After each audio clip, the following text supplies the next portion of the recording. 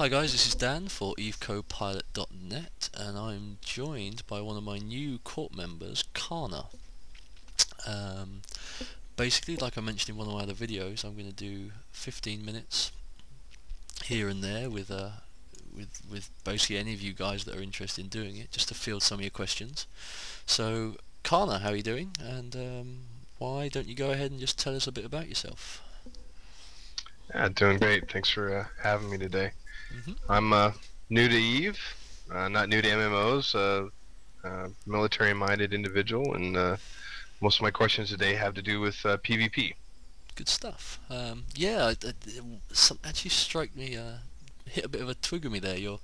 Your ex-military intelligence, or something along those lines, I believe. What's the deal with that? Just a professional soldier for a number of years, and this is a good translation, a lot of strategy and a lot of tactics, and large-scale combat. Seemed pretty interesting.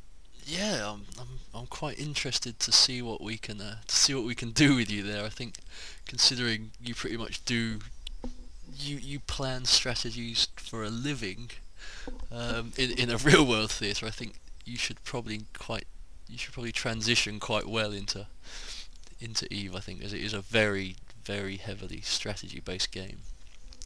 So yeah, I guess we'll dive straight into it. What do you want to know, mate? Well, so I guess one of the first questions on my mind is, what's the average time to get a skill set that I can at least participate in some of the larger scale PvP actions in EvE. Yeah, definitely. I think the short answer to it is very quickly.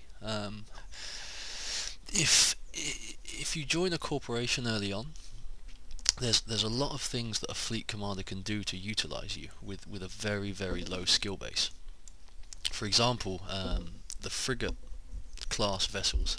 You can fly almost straight off the bat with frigate 3, which would take you a day to train. You can get into sort of the higher end of the Tech 1 frigates, and all you have to do then is put a warp disruptor, which is a couple of hours skill training, onto that ship, and you are now in a ship that can play a tackling and or a scouting role within a fleet. What that basically boils down to is you're in a very little ship that can target ships very quickly, and especially in Empire is where this is sort of most dominant, in that your role is basically to catch a enemy ship, an enemy battleship, for example, that could be worth 200, 300 million ISK, and your sole job is just to put this warp disruptor on it. And what that does is stops that ship from warping away. Now, because that ship can't get away, it means that the rest of your fleet can then kill him, and he can't run away. Now, because we're in our big ships, we move around very slowly, and which basically means a lot of the times we can't get close enough to the ships to actually catch them before they decide to turn tail and run. So having you and your little ship buzzing around, you're going to be able to get to them a lot quicker, target them a lot quicker, and catch them a lot quicker. And even if you only catch them long enough for the fleet to sort of get into range of them, you've done your role, and your ship cost 100,000 ISK, and you could literally lose that ship all day long, and we'll just keep giving you more, and you can just keep providing that support for the fleet.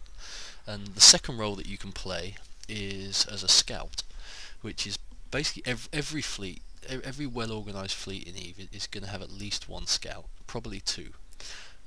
One of which is going to be flying in front of the fleet, and one of which is going to be flying behind it.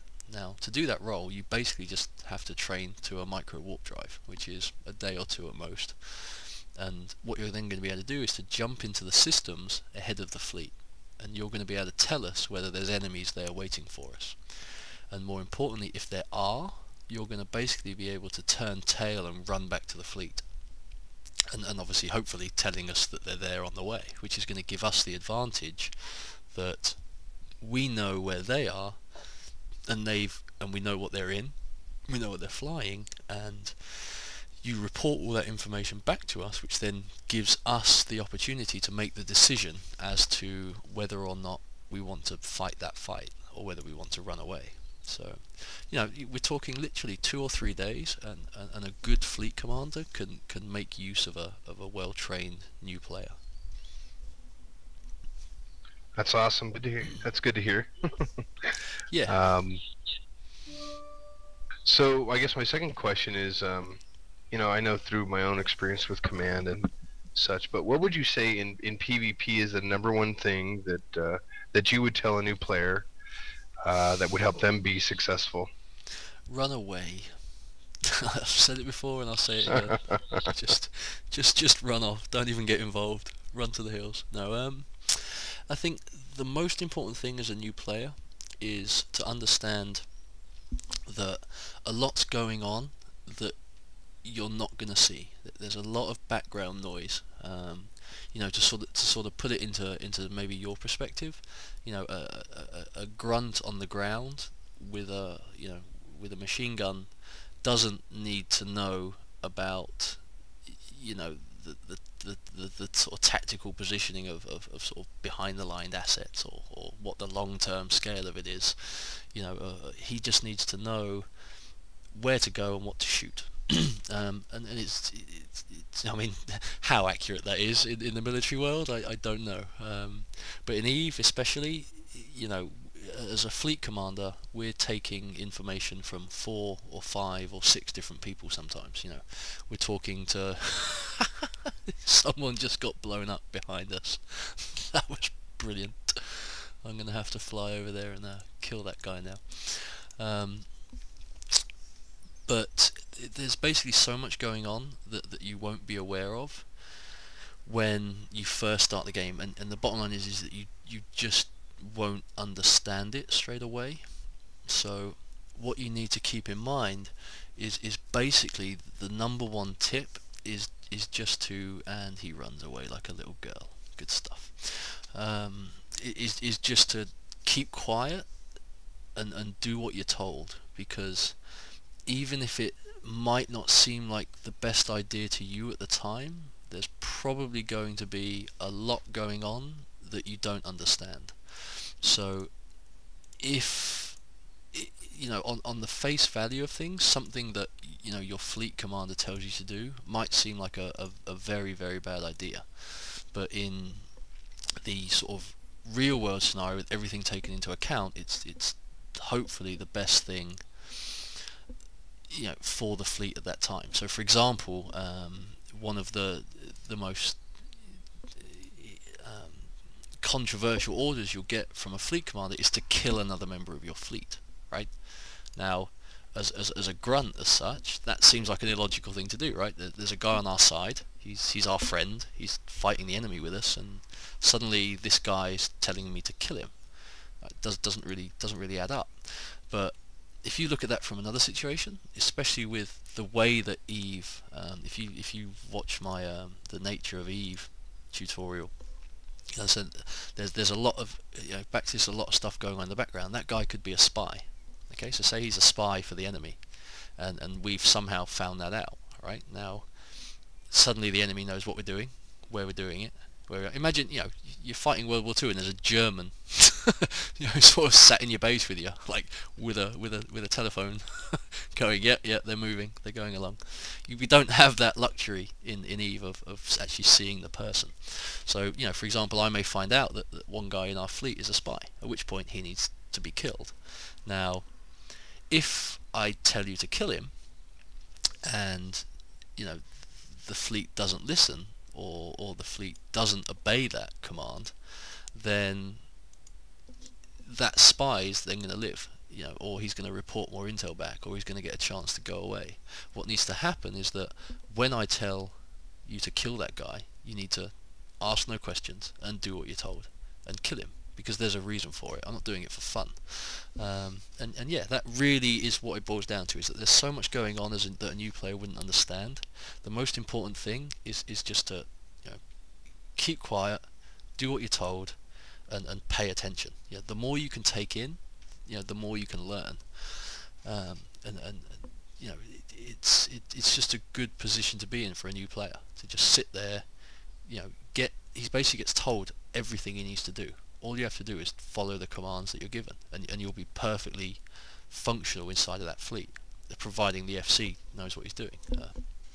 And yeah, that really is the key to sort of getting into a fleet and getting comfortable in the game, is just to sit back, shut up, just do what you're told to do and nothing more, and take the information in, and then you're going to learn, you're going to be helpful in the fleet, and more importantly, you're not going to annoy the fleet commander, because then he'll tell everyone else to blow you up. So, and I will tell everyone else to blow people up regularly. That was one of my own court mates that just got killed there. So yeah, hopefully, I think, yeah, the best piece of advice: shut up, do what you're told. Perfect. Yeah, that makes good sense. Explosion was awesome in the background. Did you like that? Yeah. PvP has its price, right? You see, if you take that situation right there, right? I saw one of our friends blow up another one of our corpies, and I wanted to go and kill him at that point. Now, if you were in a ship that was fitted to go, and you could have dashed ahead of me then and caught him, right? All you got to do is fly up to him and throw a warp disruptor on him, and I could have trundled up and shot him in the face. But because I was so slow, he just turned around and ran off like the big girl that he is. You know who you are, you big wuss. And yeah, so again, which brings a great point though, is so how important is it, is knowing the people that whether it's in your corp or an alliance or something that you go into battle with. I mean, yeah, I mean, that it's so important on so many levels. If you take the whole spying thing. Most of the guys that I've been flying with in this game for a long period of time, I know in real life. They're my real life friends, either work colleagues or social friends of mine, and I know them. And EvE is basically a game of choosing who you want to trust. And misplacing that trust can be exceptionally costly in some cases. So knowing the people that you're flying with, not only does it mean, if you really know them, and sort of, especially if you know them in real life, you can trust them. There's that level of trust there, and that works on two levels. It works from a grunt point of view. You get to know an FC, and you go out on a few operations with him, and you get some good kills, and you have a good time, and you get to learn that, okay, this guy can be trusted. If he tells me to do something and I do it, something goes bang, and it isn't us, and that's good. Whereas, and it works the other way from the fleet commander's point of view.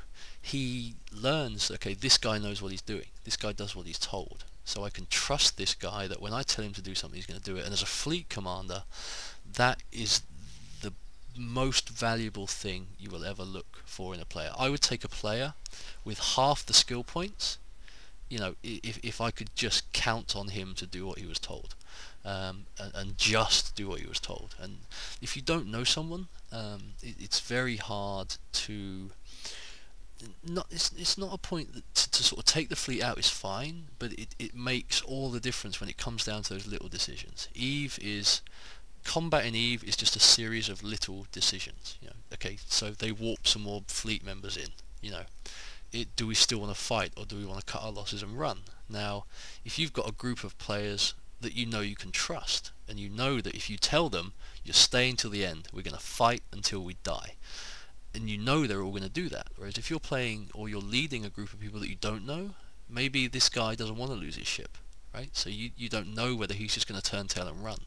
And in small gang PvP, where you're talking 10 people on each side, one guy with half his health running off could easily turn the fight into a loss. So yeah, it basically boils down to that trust, and it's exceptionally important, not only that you have the trust with people, but also that trust isn't misplaced. You take one of the largest alliances in EvE. They were called Band of Brothers Bob. Massive alliance, thousands of people, and it got brought to its knees, crying and quivering like a schoolgirl because of one member. This guy, long-term guy, been in the court for years, worked his way up the ranks, became a director, got access to all the ships and bits and bobs, and through the course of God knows what was going on in their corporation, he got disgruntled. So what he did was he took all their assets, he sold them, and he disbanded the alliance. Now, as soon as you disband an alliance that holds 00 space, suddenly they don't hold space anymore.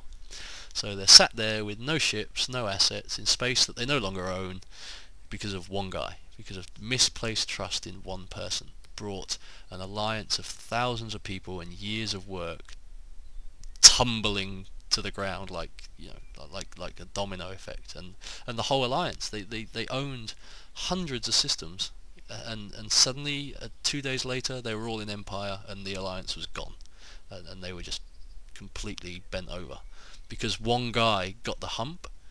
The alliance leader trusted one guy that he shouldn't have, and yeah, is knowing the people you're playing with important? Not unless you don't want your alliance to crumble into 1,000 pieces of burning orphan tears. So yeah, potentially it can go very wrong. Well, it sounds like that's a possibility anywhere, but that's good to know that trust goes both ways. Yeah, exactly. You need to trust the person that you're getting the orders from, and the person that's giving the orders needs to trust that you're going to obey them. For example, you get fleet fights that go very wrong. I've taken 100 battleships out and got them all completely annihilated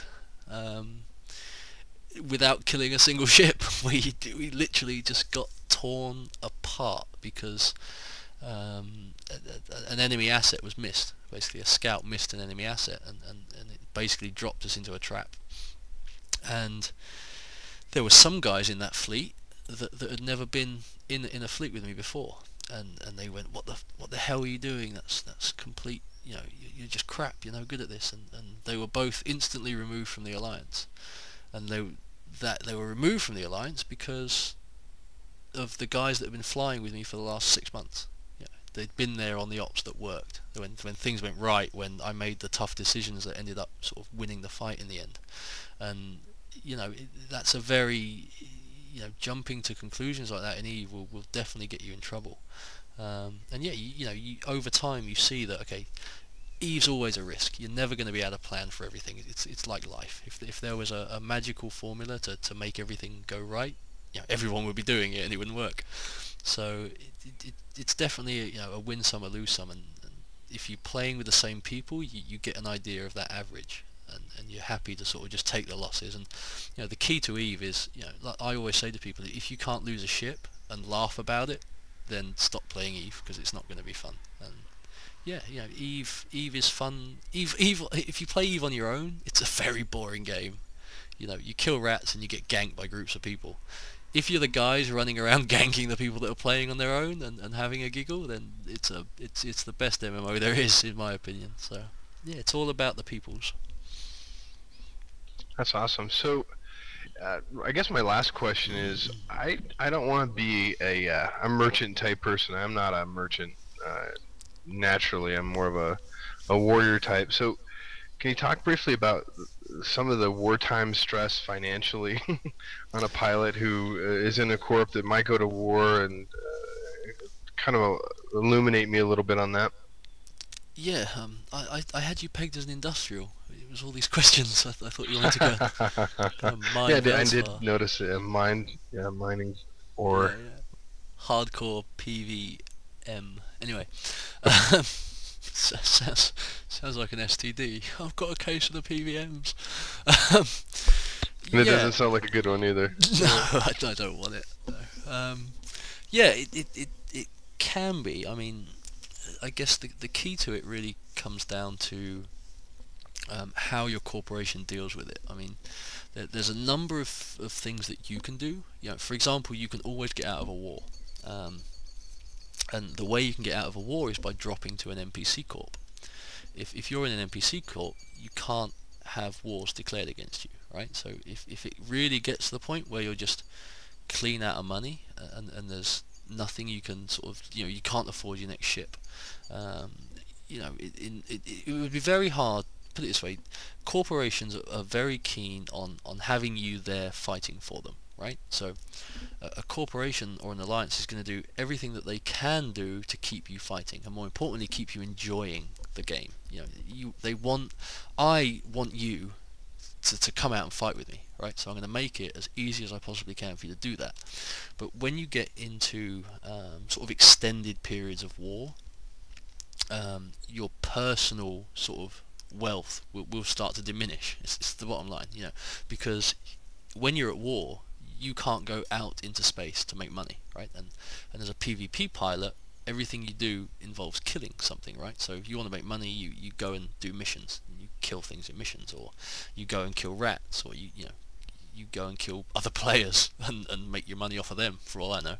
And when the war targets are out in space too, that suddenly becomes exponentially more harder, because you go and do a mission, and 10 minutes into that, a war target turns up in system, so you've got to dock up, and then they're there, they know you're there, and they want you. They know you're in a PvE ship, right? They know you're in a missioning ship, so you can't really undock and fight them because you're set up to fight rats, to NPCs. So yeah, it becomes very hard, and obviously a lot of players, you don't really want to be dropping to an NPC corp all the time just to make some money. But I think the key to it is the right corporation will have the steps in place to fund you throughout a war. Okay, so ship replacements, bonuses, awards, sort of monetary income from the alliance's side. Like, our alliance can go to war and make exactly the same amount of money. Okay, going into the details of how is a bit of my secret sauce, but it doesn't matter to us. If we're at war, we make the same money that we do if we're at peace. So, and we've put those steps in place for exactly that purpose. If someone declares war on us and they keep the war open, we can continue to fund it, and we can continue to fight, and we will cover your ships. If you get to the point where you can't fight because you can't afford a ship, we need you fighting, so we'll put you in a ship. But yeah, if worse comes to the worst, you can always just drop out and go to the NPC Corp, and then you're back to square zero. You're out of war at that point. So it's a last case resort, but a good corporation will have the funding available to make sure that you can keep fighting and win the war. You win the war, they die, back to peace, make your money. So yeah, fight harder. Exactly. Well, keep them on the front lines. I like that. Yeah, that really is the key point. If you've got 10 pilots that love PvP, right? Because you go out and we have a good time, and we have a bit of fun, and you lose a ship and we give you another one, right? Because you're doing it for us. So you're going to enjoy that. You're going to have a good time. And you take 10 of those pilots and you put it against 15, or double the amount of people, right? So there's 10 people in your corp, and we User have joined your PvP channel. fun. Sorry, there's 10 people in your corp, and we have great fun PvPing, and then there's 20 people in the enemy corp, but this enemy corp doesn't get their ships replaced, right? Their FCs are a boring bastard, and it's just not that much fun, right? You're going to have more numbers in your fleet because the 20 people in the enemy corp are going to be mining, going to be trying to mission. They're just going to be making an excuse not to come out. They can't afford their ship because we blew it up. And having everyone fighting, and more importantly having everyone wanting to fight, is keeping that combat morale up wins wars, definitely. And if you can go out and shoot someone like without the slightest worry of getting a bollocking, or not being able to afford your ship, then you're going to go and do it. It's fun to do, especially if you're the guys that are taking you out are having fun while they're doing it. You're going to want to do it, so you're going to eventually win, because it's not going to stop being fun, because there's a million different cheeky tactics that you can have. If you're outnumbered 10 to 1, you can still kill people. There's ways to do it. And yeah, keep it fun. The guys are going to want to keep fighting, and you're going to demoralize the enemy. If they wipe out your entire fleet and you go hee and just appear in 10 brand new ships ready to go again, then what are they going to do against that? You come out in 10 Tech 1 frigates that are worth nothing and you kill one of their ships, they will be so embarrassed about that they won't really know what to do. That sort of thing, the stupidest little thing like that, can win a war. Their CEO comes out in his really expensive ship and he gets gang raped by 12 frigates, he's not going to want to come out again that day. he's going to want to go home, lick his wounds, I think. Am I being shot? I think you might be. I think I'm being shot by a Reaper. Anyway, so yeah, you know, the bottom line is yeah, from a money making point of view, if you really do just need to stop and make some cash, you can leave the corp, and most CEOs will be understanding about that. You know, if they can't afford for you to fight and you can't afford to fight, you need to go and make some money, right? So leaving the NPC into an NPC corp and doing that is one way to do it. But again, like I said, a corporation should be in a position, if he keeps shooting you, I'm going to have to kill him, which would be a shame to do, but I'll just scram him and drain his cap for now and we'll see what happens.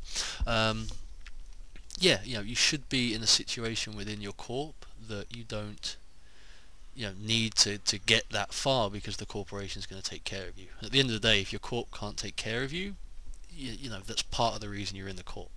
So yeah, hopefully that'll answer your question for you.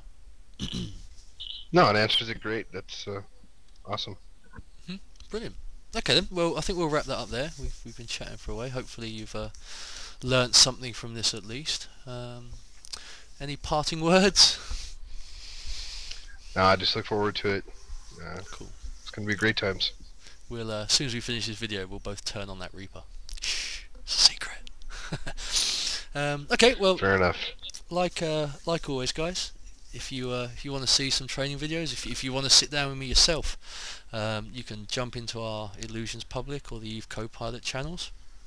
We've still got the forums up, and yeah, if you want to see a training video that, you know, something specific you want to learn, drop a comment in at the bottom of the channel and we'll see what we can do about it. So I'll sign off for now and I'll speak to you again soon.